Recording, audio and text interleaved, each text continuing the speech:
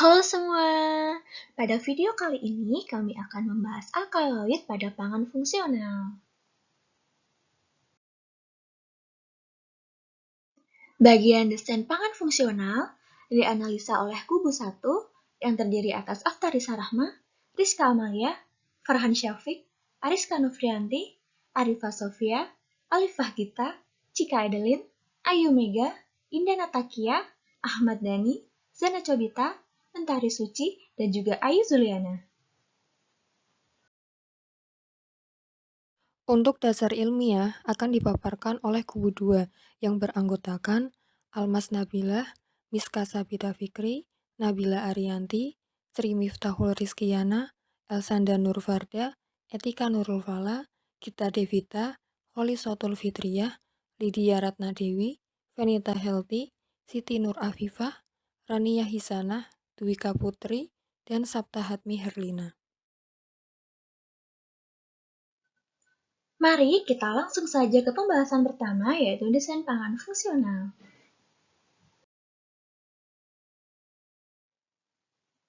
Bagian 1 yaitu klaim kesehatan. Spesifikasi makanan yang terdapat klaim kesehatan. Produk yang terdapat klaim kesehatan di sini adalah coklat dan teh hijau atau green tea.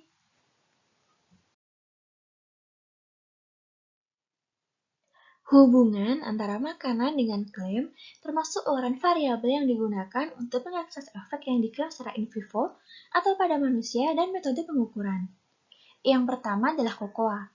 Kokoa mengandung alkaloid berupa kafein dan teobromin, di mana teobromin bermanfaat bagi penderita asma maupun permasalahan pada sistem pernafasan lainnya. Yang kedua adalah green tea atau daun teh hijau, yang juga mengandung alkaloid berupa kafein dan teopilin. Teopilin juga bermanfaat pada pasien yang memiliki masalah asma karena senyawa ini dapat menurunkan laju detak jantung maupun menurunkan durasi pasien dirawat inap pada kondisi pemberian dengan intravenous. Green tea secara umum memiliki potensi dalam melindungi terhadap penyakit degeneratif pada model binatang atau ex vivo dan juga mencegah stres oksidatif dan permasalahan syaraf. Konsumsi teh hijau juga dapat dikaitkan dengan pencegahan kanker, menurunkan risiko penyakit kronis, dan menurunkan tekanan darah. Klaim kesehatan pada produk ini yaitu menggunakan bahan coklat dan daun teh hijau yang dapat menghambat potensi penyakit degeneratif seperti asma dan juga jantung. Kondisi penggunaan. Yang pertama adalah populasi. Populasi dalam klaim kesehatan ini terdapat pada rentang dewasa. Yang kedua yaitu konsumsi. Konsumsi teh hijau disarankan 1 hari sebanyak 1 gelas dengan perkiraan menggunakan cangkir teh dengan produk coklat sebanyak 1 sendok yang dimana sebenarnya tidak mengganggu diet normal. Yang ketiga yaitu menghindari, di mana tidak ditemukan populasi yang mengharuskan untuk menghindari produk ini. Namun, tetap harus diperhatikan karena terdapat risiko efek samping pada kandungan kafein.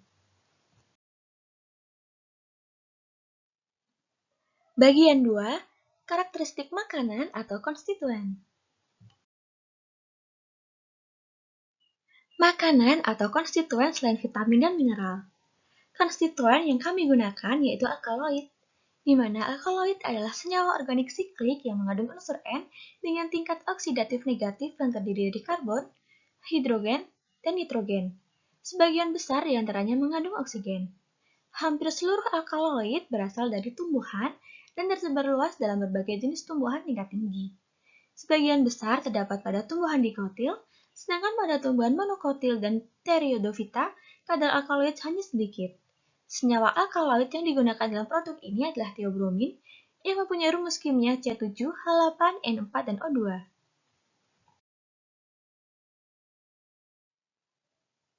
Teobromin pada kakao merupakan hasil sintesis dari golongan purin dan diduga dibentuk dari hidrolisis nukleotida purin dengan beberapa modifikasi kerangka purin setelahnya.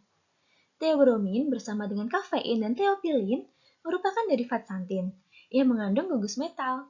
Santin sendiri adalah deoksipurin yang mempunyai struktur mirip dengan asam urat. Struktur kimia teobromin dapat dilihat pada layar. Kategori makanan. Yang pertama yaitu coklat. Coklat adalah hasil olahan dari biji dan lemak kakao, yang merupakan kategori makanan yang mudah dicerna oleh tubuh dan mengandung banyak vitamin dan mineral. Vitamin dan mineral yang terkandung dalam coklat yaitu vitamin A, B1, B2, C, D, dan E, fosfor, magnesium, zat besi, zinc, dan juga tembaga. Coklat juga terkenal mengandung antioksidan dan flavonoid yang sangat berguna untuk mencegah masuknya radikal bebas dalam tubuh yang dapat menyebabkan kanker. Kandungan senyawa aktif coklat seperti alkaloid theobromine, fenitilamina, dan anandamid banyak dihubungkan dengan tingkat serotonin dalam otak. Coklat yang dikonsumsi dalam jumlah normal secara teratur dapat menurunkan kadar kolesterol dan tekanan darah.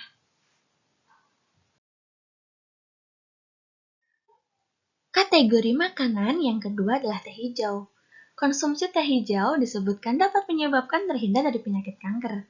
Bukti lain ditemukan bahwa minum teh secara rutin dapat menurunkan kolesterol darah dan menyeimbangkannya. Semua jenis teh mengandung katekin, namun pada kandungan teh hijau lebih tinggi dibandingkan dengan teh hitam. Sehingga teh hijau lebih dikenal sebagai jenis teh yang dapat mencegah pertumbuhan penyakit kanker. Manfaat lain dari teh ini adalah mencegah dan menurunkan tekanan darah tinggi, menurunkan kadar LDL, resiko stroke, serta menghaluskan kulit. Produk pangan fungsional kami adalah Choco Green Tea Latte. Yuk langsung saja ke proses pembuatannya. Yang pertama adalah bahan. Bahan yang digunakan yaitu 1-2 sendok teh bubuk green tea, 2 sendok teh bubuk coklat, 1 sendok teh sirup maple, dan juga 1 cangkir oat milk. Cara membuatnya, yang pertama, tambahkan bubuk green tea dan bubuk coklat ke dalam mangkuk atau mug kecil. Tambahkan air panas dan aduk hingga bubuk kering larut sepenuhnya ke dalam air panas. Tuang oat milk ke dalam panci dan panaskan dengan api yang sangat kecil sampai susu mulai mendidih sekitar 3-5 menit. Tuang oat milk yang sudah dipanaskan ke campuran green tea dan coklat yang telah larut. Aduk dengan sendok sampai benar-benar larut. Tambahkan 1 sendok teh sirup maple dan aduk hingga tercampur rata. Taburi bubuk green tea dan atau bubuk coklat dan Choco Green Tea Latte siap untuk disajikan. Ini dia informasi nilai gizi dalam satu sajian Choco Green Tea Latte. Dalam satu sajian 283 gram, terdapat 260 kalori. Bagian 3, karakteristik efek yang diklaim. Yang pertama adalah klaim fungsi. Klaim kesehatan yang diusulkan didasarkan pada esensialitas zat gizi. Jawabannya adalah iya. Jika iya, harap sebutkan. Pertama, fungsi tubuh yang merupakan subjek dari efek yang diklaim. Kedua, alasan mengapa fungsi tubuh merupakan efek fisiologis yang menguntungkan bagi populasi sasaran yang menjadi tujuan klaim tersebut. Fungsi tubuh merupakan subjek dari efek yang diklaim. Dalam produk kami, yaitu minuman coklat dan teh hijau, dapat memberikan beberapa efek kesehatan bagi tubuh. Jenis alkaloid yang terdapat pada coklat dan teh hijau berupa theobromine, theophylline, dan juga kafein. Theobromine berperan dalam mekanisme peningkatan bronkodilatasi pada penderita asma. Theobromine juga berpotensi dalam membantu pengobatan disfungsi vaskular dan inflamasi.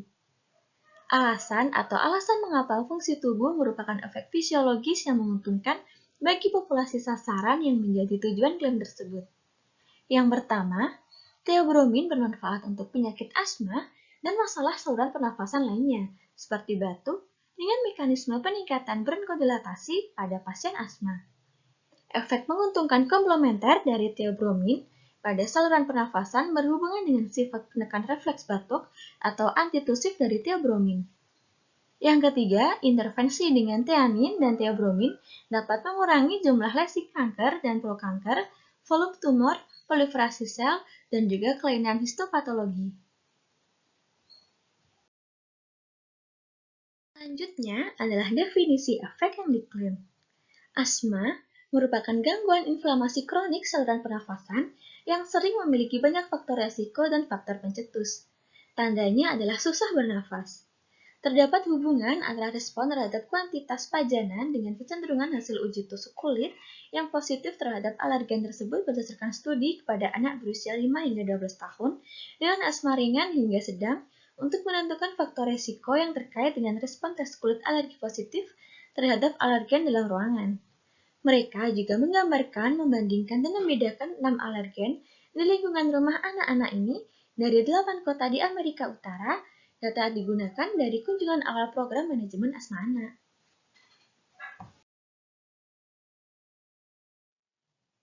Metode yang pertama, pada pasien dilakukan asesmen lingkungan, yaitu pengumpulan atau koleksi spesimen di rumah. Yang kedua adalah dengan perhitungan total serum IgE. Yang ketiga adalah tes alergi kulit, dan yang terakhir adalah dengan menggunakan model statistik.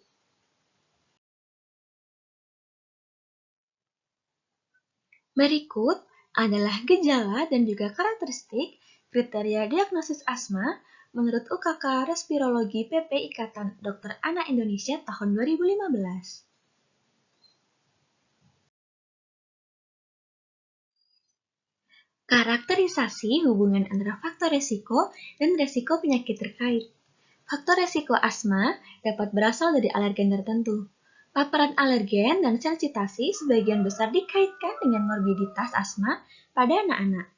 Namun, saat ini telah ditunjukkan bahwa hubungan ini juga bertahan pada populasi yang lebih tua.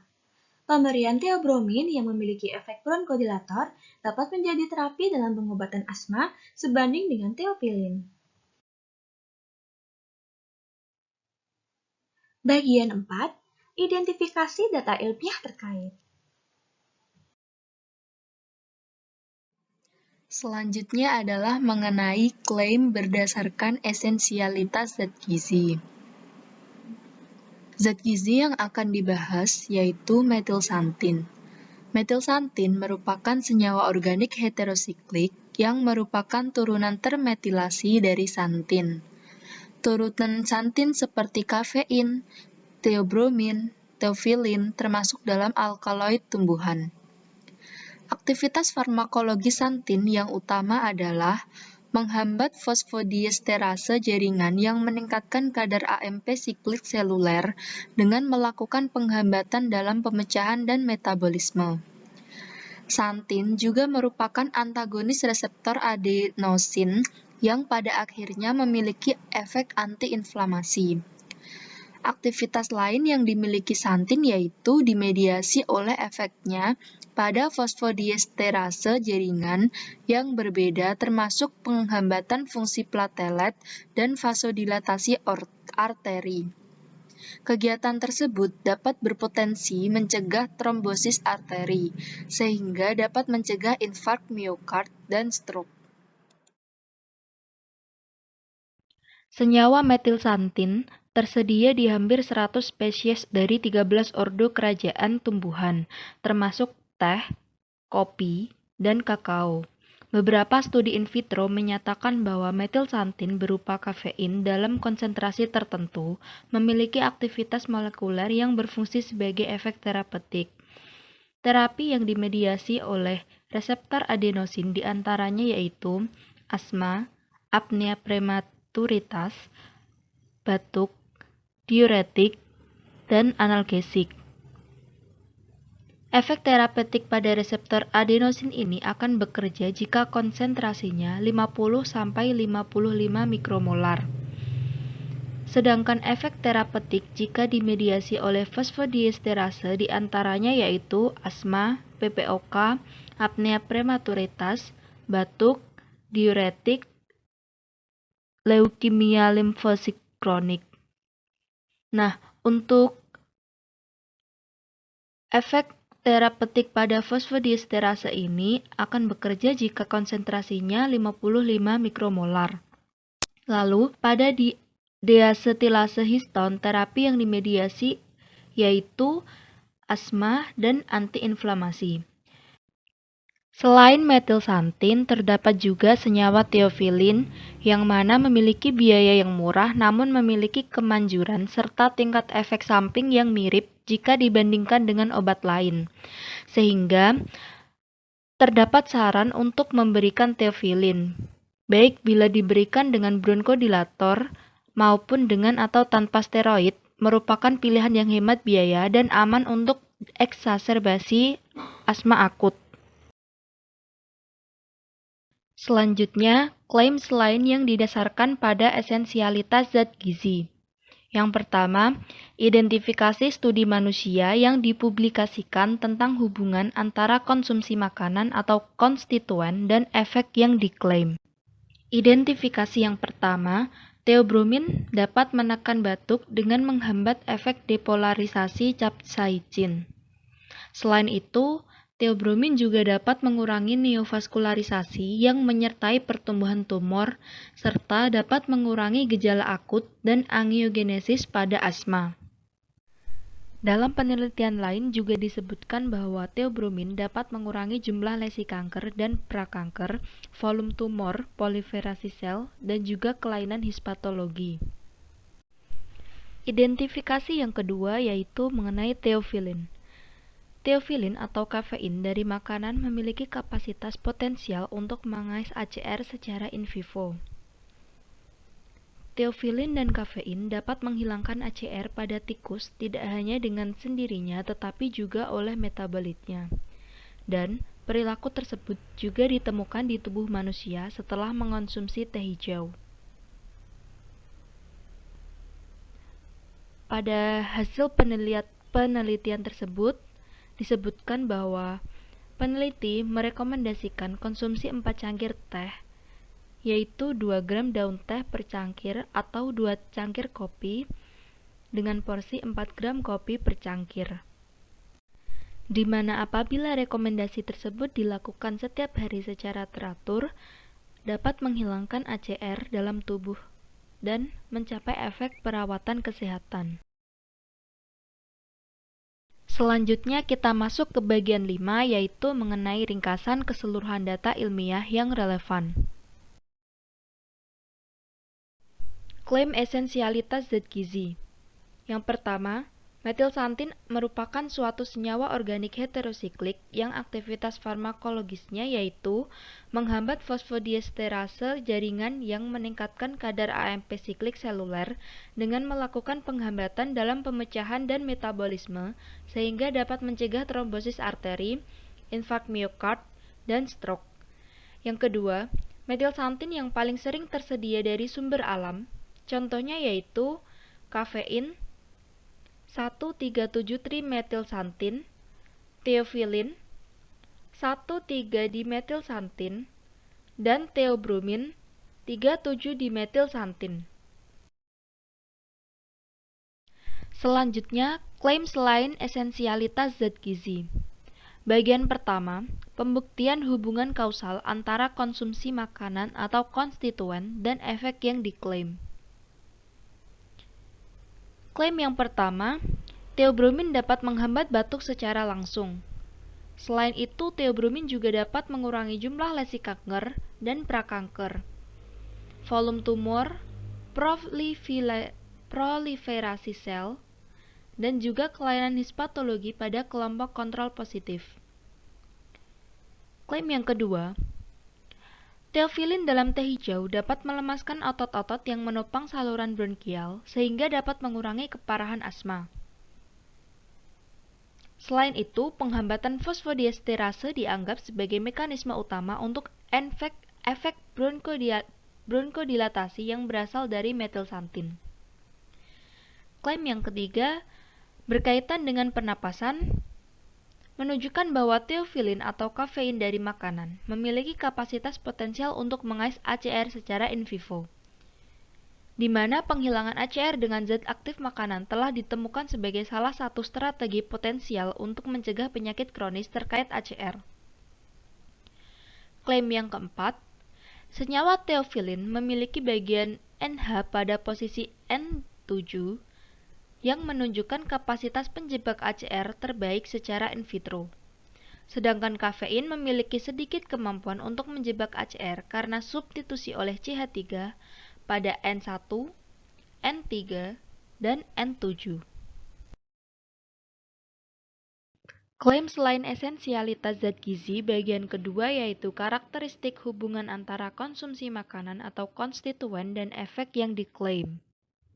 Yang pertama, theobromine dalam kakao memiliki efek dapat mengurangi batuk dengan menghambat efek depolarisasi capsaicin. Hal ini didukung oleh pernyataan suatu artikel yang menyatakan bahwa theobromine mampu mencegah batuk pada marmut yang dipicu oleh asam sitrat dan pada manusia yang diinduksi oleh capsaicin atau senyawa aktif dalam cabai dan merica yang dapat memicu batuk. Dari hasil studi in vitro ini dengan menggunakan fagus manusia menunjukkan hasil bahwa theobromine dapat menekan batuk dengan menghambat efek depolarisasi capsaicin. Selain itu, pernyataan ini juga didukung oleh artikel ulasan Astibia pada tahun 2016 yang menyebutkan bahwa beberapa hasil studi in vivo dan in vitro menunjukkan bahwa theobromine mampu menghambat batuk secara langsung sehingga dapat digunakan sebagai obat antitusif. Klaim yang kedua, theobromine dalam kakao dapat mengurangi gejala akut dan angiogenesis pada asma. Efek ini berkaitan dengan manfaat theobromine dalam mengurangi neovaskularisasi yang menyertai pertumbuhan tumor dan metastasis. Klaim yang ketiga, theobromine dalam kakao dapat mencegah dan mengobati kanker. Pernyataan ini dibuktikan dalam penelitian Zergani pada tahun 2021 yang menyatakan bahwa pada tikus wistar jantan terdapat efek theobromine pada kanker usus yang diinduksi 1,2-dimethyldrazine atau DMH. Dari hasil tersebut didapatkan bahwa theobromine dapat mengurangi jumlah lesi kanker dan prakanker, volume tumor, proliferasi sel, dan kelainan histopatologi pada kelompok kontrol positif. Efek tersebut tidak terlepas dari adanya aktin dan mTOR sebagai strategi untuk pencegahan atau pengobatan kanker. Klaim yang keempat, theophylline dalam teh hijau dapat mengurangi keparahan asma. Hal ini berdasarkan suatu studi oleh Monteiro pada tahun 2016 yang menyebutkan bahwa metilsantin berupa theophylline memiliki efek pada target molekuler seperti reseptor adenosin dan fosfodiesterase yang memediasi terapi asma yang legitimasi buktinya berasal dari studi in vitro hingga uji klinis atau efek terapeutik. Efek yang kelima, theophylline dalam teh hijau dapat mengurangi ACR dalam tubuh dan memberikan efek sebagai perawatan kesehatan, di mana dalam suatu studi kuantifikasi disebutkan bahwa theophylline dan metabolitnya secara signifikan menjebak ACR bergantung pada dosis secara in vivo. Theophylline dapat menghilangkan ACR pada tikus tidak hanya dengan sendirinya, tetapi juga oleh metabolitnya, dan efek tersebut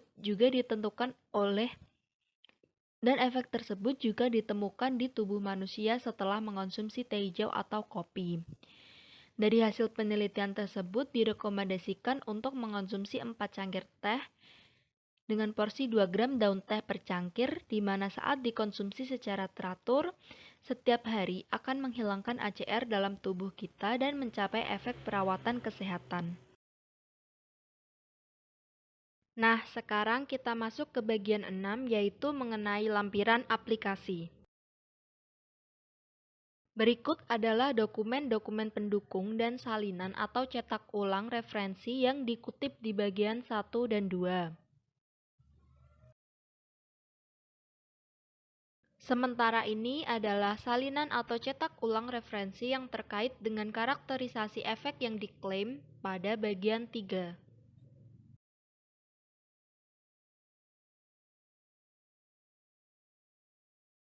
Berikut adalah salinan atau cetak ulang dari data terkait yang diterbitkan dan diidentifikasi di bagian 4.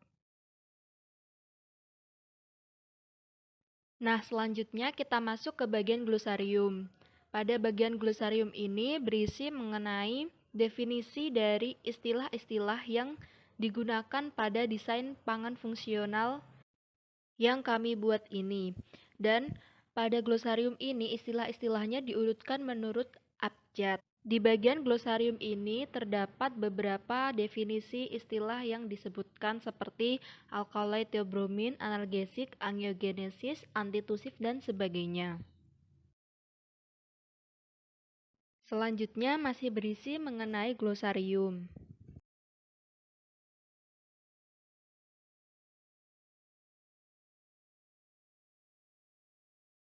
Nah, sekarang adalah bagian singkatan. Pada bagian singkatan ini berisi mengenai singkatan-singkatan yang digunakan pada desain pangan fungsional yang kami buat ini.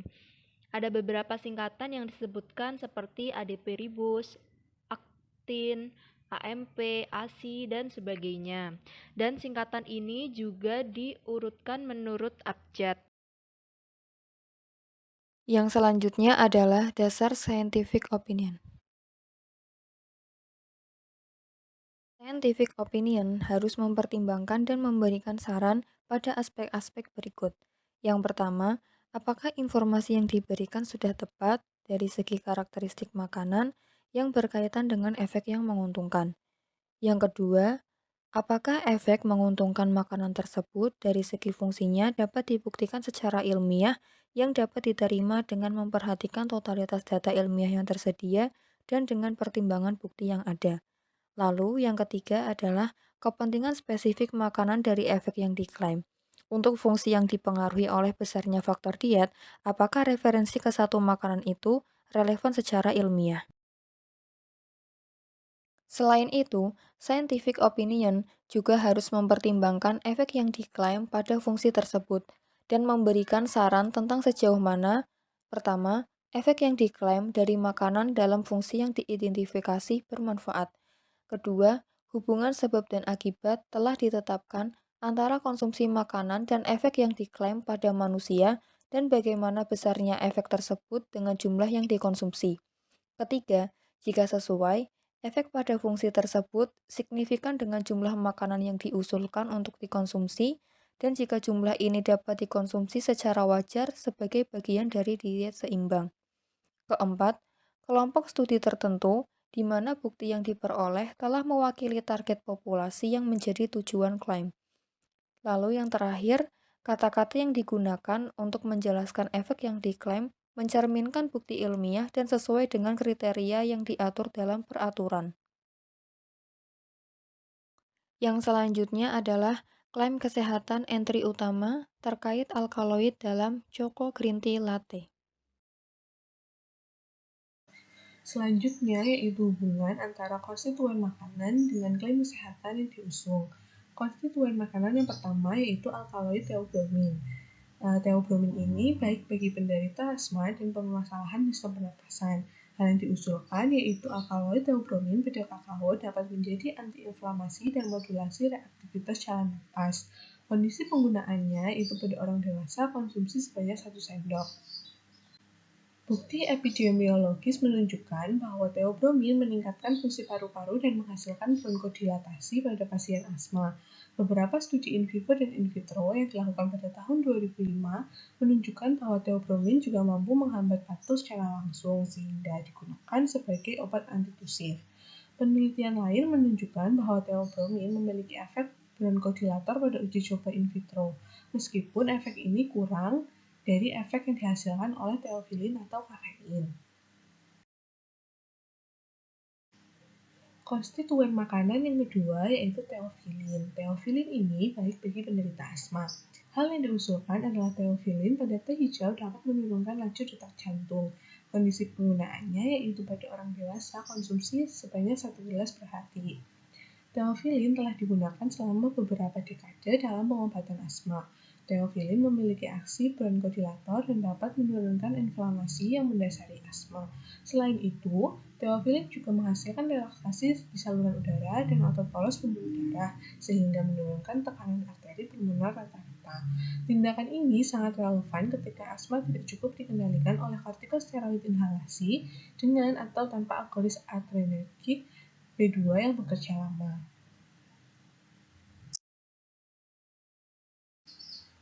Konstituen makanan berikutnya adalah kafein pada kokoa dan teh hijau. Kafein ini memiliki efek terapeutik.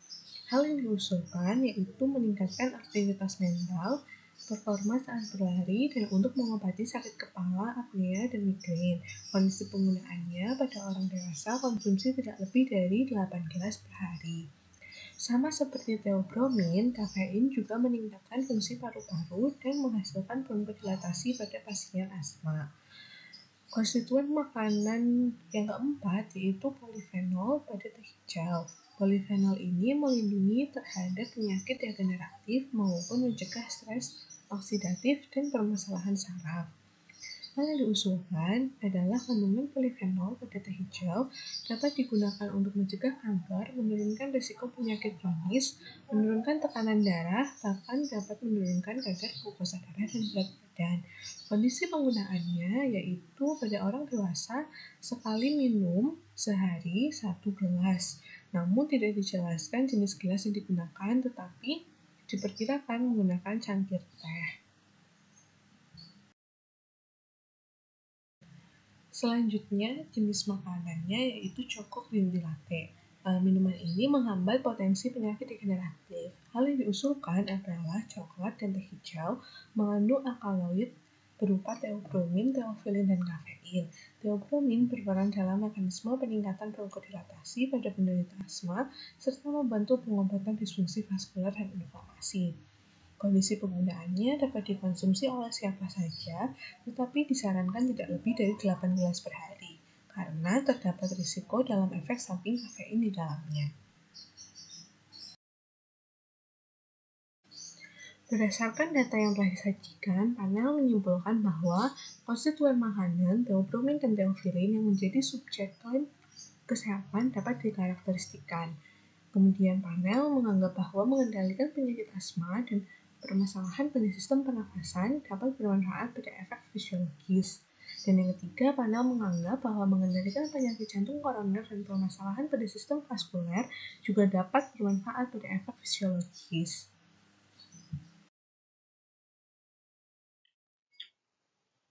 Sekian video dari kelompok 1. Terima kasih telah menyaksikan dan sampai jumpa.